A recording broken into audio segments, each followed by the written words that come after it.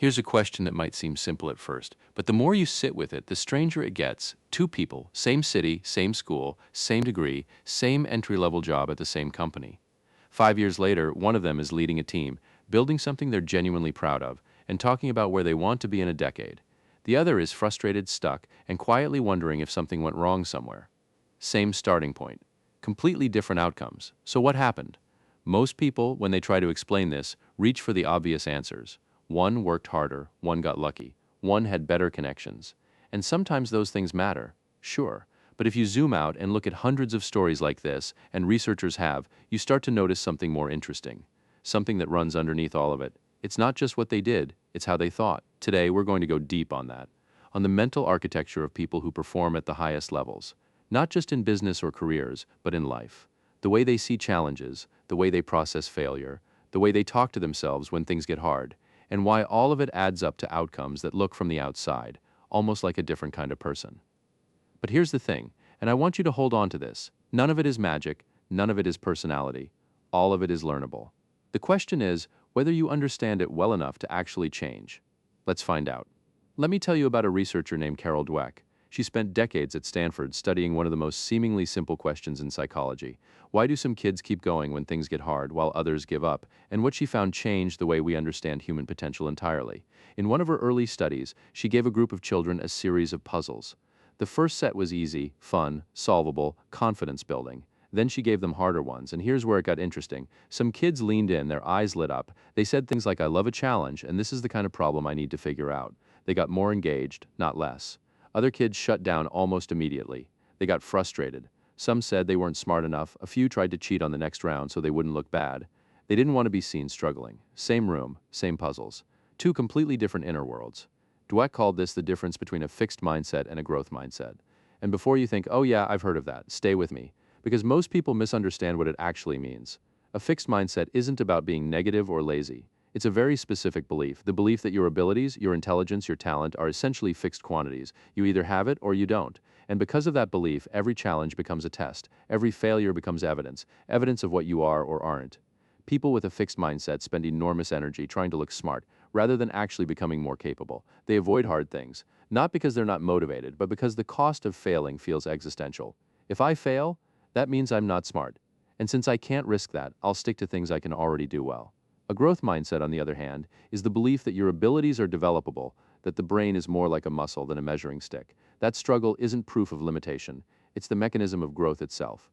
And here's what's wild. Dweck's research showed that just understanding this difference, just shifting how you interpret difficulty, measurably changes how people perform. Not over years, sometimes over weeks.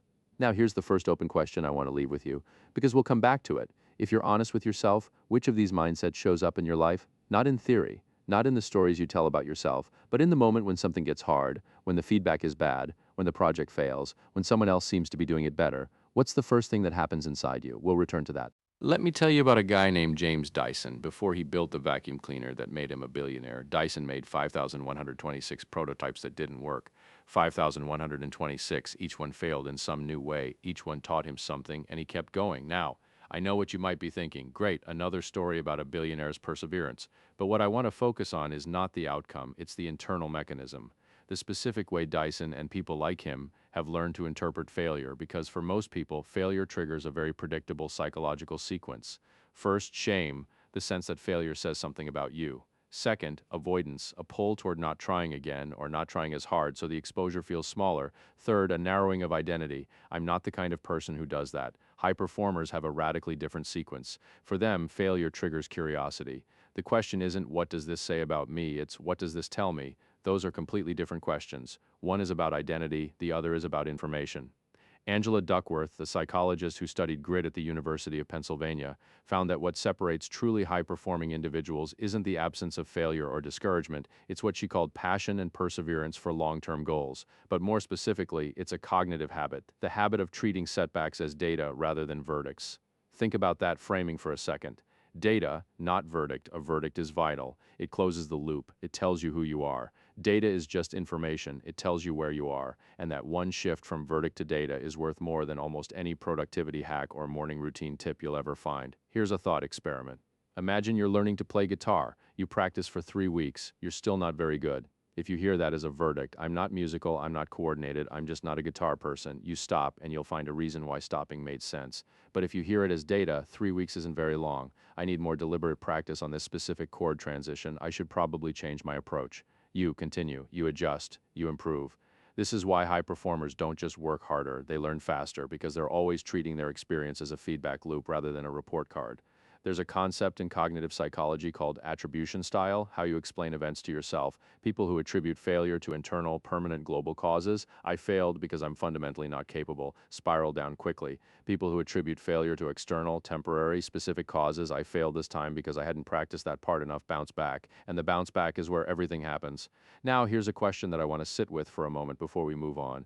Think of something you've tried and failed at recently. What story did you tell yourself about it? Was it a verdict or was it data? The difference in that moment in the story you chose might matter more than you think. Let's talk about something a little more uncomfortable. Most people, consciously or not, have a zone, a range of challenge that feels safe. Difficult enough to feel productive, not so hard that failure feels likely. And they spend most of their time in that zone doing things they're already reasonably good at, improving slowly but predictably, never really confronting the edges of their capability. High performers don't live there. Mihaly Csikszentmihalyi, the psychologist who spent decades studying peak experience, described a concept called flow, the state where challenge and skill are in perfect, demanding balance, not easy, not overwhelming, right at the edge of what you can currently do. And what he found, across thousands of subjects from surgeons to chess, grandmasters to rock climbers, was that people are most alive, most satisfied, most productive in that narrow band. Not when they're comfortable, not when they're crushing it easily, but when what they're doing requires everything they have. Here's the paradox. Most people instinctively avoid the edge. High performers instinctively seek it, not because they're masochists, not because they love suffering, but because they've learned either consciously or through experience that the edge is where you grow, and growth for them isn't a nice to have, it's a core need. This is the architecture of challenge that high performers live inside. Every hard project is not a problem to be managed, it's a developmental opportunity. Every uncomfortable conversation isn't something to be avoided, it's practice. Every skill gap isn't a source of shame, it's a map of where to go next. Imagine two people training for a marathon. One runs comfortable distances at comfortable speeds, staying well within their current ability. They finish every run feeling fine. The other pushes right to their current limit, runs longer than feels easy, accepts the discomfort, recovers and pushes again. In 6 months, which one has improved more? The answer is obvious when we're talking about running, but we forget it constantly in everything else. In how we approach our careers, our relationships, our creative work, our thinking. There's a phrase in sports psychology, train hard, race easy. The idea is that if your practice is harder than the performance feels manageable. High performers apply this to life. They deliberately make their growth environments harder than they need to be, not randomly but strategically, so that their actual challenges feel surmountable. Now, I want to make a distinction here that matters. Seeking challenge isn't the same as burning yourself out. It's not always be grinding. In fact, one of the more surprising findings in performance psychology is that high performers are very intentional about recovery. They work hard and they rest hard. The challenge seeking is strategic, not desperate. It's not about volume of effort, it's about deliberate placement of effort, right at the edge of current ability, with enough recovery to consolidate what was learned. And underlying all of this is a quiet belief that most high performers share, whether they've articulated it or not. The belief that who they are today is not the ceiling. That capability is a direction, not a destination. That belief changes everything. Here's something that surprised me when I started looking into the research on long-term success. It's not intelligence. The relationship between raw IQ and life outcomes is real, but surprisingly modest. It's not even work ethic. Plenty of very hard workers never achieve what they're capable of. What seems to matter most, more than almost anything else, is something researchers call psychological resilience. The capacity to absorb difficulty, adapt, and continue functioning, not just once, but repeatedly over a lifetime. Think about the people you know who you'd describe as genuinely successful, not just by one metric, but in a rounded sense. People who've built something meaningful, maintained relationships, kept growing, recovered from setbacks almost invariably. Those people have faced real hardship, loss, failure, periods of serious doubt, and they came through it not unscathed but intact, sometimes even stronger. This is not an accident, it's not just luck of temperament, it's a set of skills, and they are learnable. The first is what psychologists call cognitive reframing, the ability to take a difficult situation and genuinely find a different, more constructive way of interpreting it. Not denial, not forced positivity. Actual, genuine recasting of events in a way that preserves agency and meaning. Viktor Frankl, a psychiatrist who survived the Nazi concentration camps and went on to write one of the most profound books of the 20th century, observed that even in conditions of unimaginable suffering, people who survived tended to share one characteristic. They were able to find meaning, not happiness, not pretending things were okay, but meaning, a reason that what they were enduring was connected to something larger than the immediate suffering. Everything can be taken from a man, Frankl wrote, but one thing, the last of the human freedoms, to choose one's attitude in any given set of circumstances. The ability to choose your response to difficulty is one of the most powerful human capacities, and high performers have developed it into a reliable skill. The second skill is what I'd call long-game thinking, the ability to hold present discomfort in proportion to future possibility, to delay not just gratification, but also despair. A lot of people, when things get hard, make what behavioral economists call hyperbolic discounting. They overweight the present moment and underweight the future. The pain right now feels enormous. The potential reward later feels abstract and uncertain. So they quit, or they settle, or they compromise. High performers have trained themselves to do the opposite. They've learned to make the future concrete and the present manageable. When things are hard, they don't ask, will this always be this hard? They ask, what is this preparing me for? That's a fundamentally different relationship with time. Jeff Bezos has talked about making decisions from what he calls the regret minimization framework, imagining yourself at 80 and asking what you'd regret not having tried. That's not a clever business strategy. It's a psychological technique for expanding your time horizon so that present fear doesn't dominate your decisions. The third skill is emotional regulation, the ability to feel difficult emotions without being controlled by them. High performers are not unfeeling. In fact, many of the most successful people I've read about are deeply sensitive. What they've developed is not emotional flatness, but emotional agility, the capacity to feel the full weight of something, process it, and keep moving. Susan David, a Harvard psychologist, calls this being nimble with your inner world. The opposite is what she calls emotional rigidity, getting hooked by a feeling and letting it dictate your behavior. Resilient people experience the emotion, name it accurately, understand what it's telling them, and then decide how to respond. That gap between feeling and response is where resilience lives. And here's the thing about all three of these skills: reframing, long-game thinking, emotional regulation. They don't require talent, they require practice, repetition, deliberate attention over time. They compound. And the person who has built them is almost unrecognizable in terms of what they can handle compared to the person who hasn't. We need to talk about something that most self-improvement conversations skip over because it's uncomfortable. Success isn't just about what you do, it's about who you believe you are. That sounds like a motivational poster, so let me give it some teeth. There's a concept in psychology called identity-based behavior. The idea is that the most durable changes in human behavior don't come from motivation, they come from identity. When you believe you're a certain kind of person, you act like that kind of person automatically. You don't have to decide every morning to be disciplined or curious or persistent. You just are those things, because that's who you think you are. James Clear, in his work on habits, describes this as the difference between outcome-based change and identity-based change. Outcome-based, I want to run a marathon. Identity-based, I'm a runner. The behaviors that flow from those two starting points are completely different.